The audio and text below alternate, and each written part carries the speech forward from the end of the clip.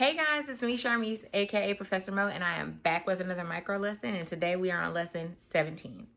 I'm super excited about this lesson specifically because it's for the fellow overthinkers in the room. Come to the front. I am an overthinker myself, and some of the other lessons prior to this lesson kind of echo the same point when we talked about imposter syndrome and things of that nature. Just focusing on all the things that could go wrong with your speech or questioning your credibility, questioning your capability, all those things come down to a lot of overthinking because it's very much what ifs. What if they don't like my speech? What if they don't understand my main points? What if they don't like my visual aid? What if they're not feeling my fit? What if they don't have great reactions? What if, what if, what if? What if they do like your speech? What if it's impactful for everyone in the room? What if all of your jokes landed?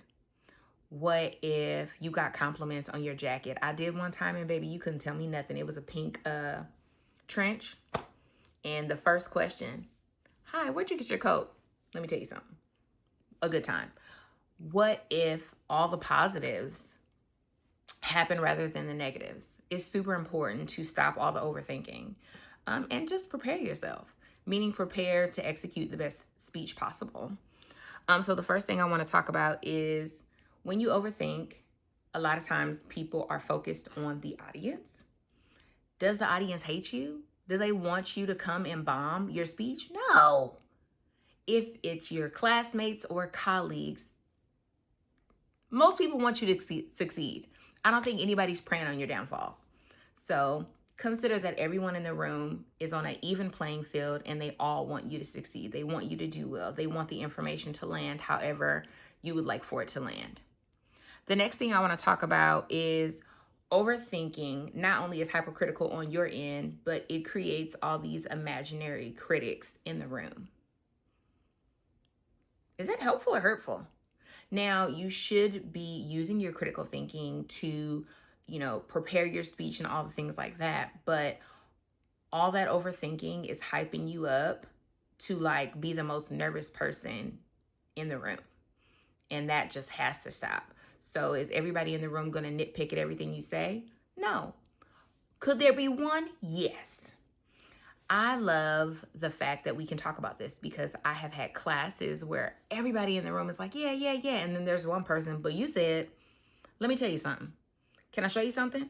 Well, the textbook said, stop correcting me. Stop playing with me. Stop nitpicking with me. You know what I meant.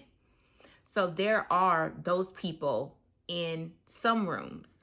Will that person be in the same room as you? Who knows? But is everybody in the room out to get you? No. Is everybody in the room critically thinking about everything that you say? Is everybody fact checking everything that you say? No, but there could be one. So just be prepared for that.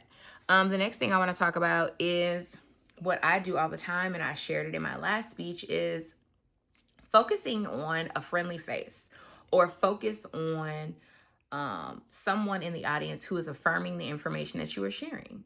A lot of times I have my husband accompany me with speaking engagements and, he's in the room. So a lot of time when I struggle, not really struggle with eye contact, but I'm actually kind of trash at eye contact. I'm a bridge of the nose kind of girl, a scan the room kind of girl. But in instances where I have been more nervous than I like to admit, I generally scan the room, but I'm scanning for my man's face.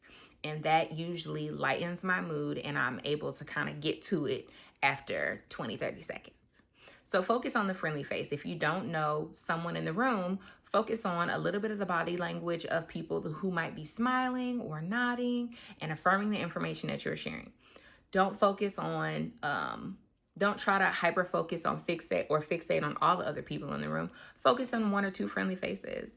Scan the room and continue to go back to the person that is affirming you, smiling at you, has a kind body language or things of that nature.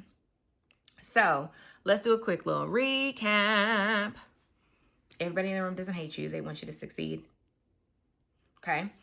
Overthinking leads to a hypercritical nature, and it leads to you thinking that everybody is critiquing you when in actuality they're not.